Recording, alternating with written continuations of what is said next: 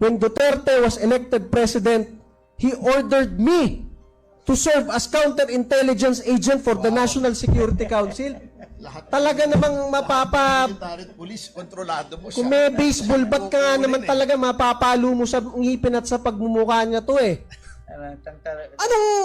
Nung naging presidente si Duterte, inutusan ka. Dapat hindi mo Masabi ko sa inyo, yan. ang presidente ng Pilipinas, napakaraming sekretary, napakaraming undersecretary, napakaraming assistant secretary, at napakaraming general sa Armed Forces at sa PNP. Maliban pa sa napakaraming opisyal galing PMA at PNPA, ikaw na walang ranggo sa AFP at PNP, ikaw ang inutusan for counterintelligence. Putang ina. Pangatlo, basahin ko lang kasi baka makalimutan ko.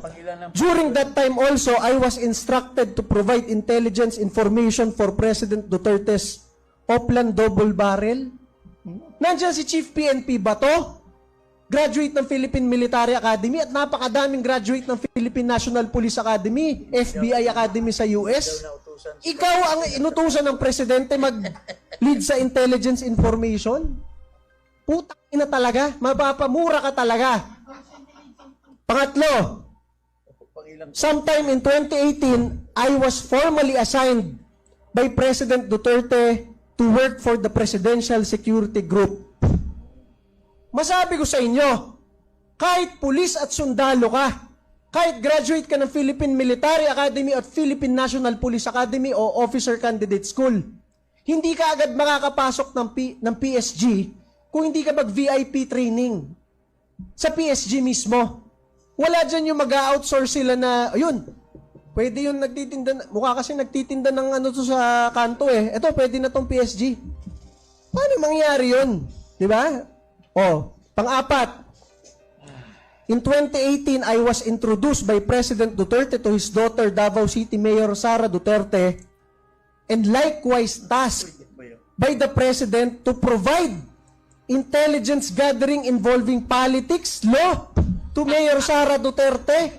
Abogado yun. Siya bagsak. Pare, abogado si Rodrigo Duterte, abogado si Sara Duterte. Bagsak sa bar eh. Napakaraming abogadong nakapaligid sa kanila. Yung bagsak sa Ikaw ang inutusan mag-provide ng legal advice kay Sara Duterte. Alam mo talagang sinungaling eh. And also, intelligence regarding politics. Ikaw na hindi pa nananalo kahit barangay chairman, ikaw ang magpo-provide ng political advice sa mga veteran politicians, mga Duterte. Ito, bilisan ko na lang po ha. We were able to register ISIP Pilipinas at the SEC with me as national convener. Madali lang yan. Kahit pumunta kahit sino sa atin sa SEC, mag-register na ako ang head ng walang ISIP Pilipinas. Ayun, ikaw ang chairman nun. Ano yun eh? Non-stock, non-profit. Ito pa, masabi ko sa inyo, talagang mapapadagdag ka ng dosage na losartan. When Mayor Sara Duterte won as Vice President, I was tasked to form the Vice Presidential Security and Protection Group. Walang nga. Sa dami-dami ng general ng Armed Forces at PNP at mga opisyal na nakapaligid sa kanila galing PMA at PNPA, ikaw na walang ranggo, ikaw ang pinag-form ng Vice Presidential Security Group. Pare, kahit colonel ako, kahit general tong mga katabi ko, hindi kami makakapag-form ng isang unit ng Armed Forces kung hindi kami inutusan ng DND. And that is the truth. Si Secretary Lorenzana noon at si AFP Chief of Staff Centino ang nag-form ng Vice Presidential Security Group para pag alis nila, merong separate unit na magpoprotekta sa Vice President. Hindi ikaw, Mr. Madriaga, ang nag-form ng VP Security Group. Ito po, last na. Colonel Nolasco, who was the head of the Presidential Security Group Training School, was my student. Yung head ng PSG school, estudyante mo, saan mo estudyante? Siya na nga ang head ng school. I was introduced, I recommended Colonel Raymond Lachica to head the VP PSG. Kahit nga general ka, magrekomenda ka, hindi ka basta papansinin agad ng PSG eh. Sino ka para mag-recommend?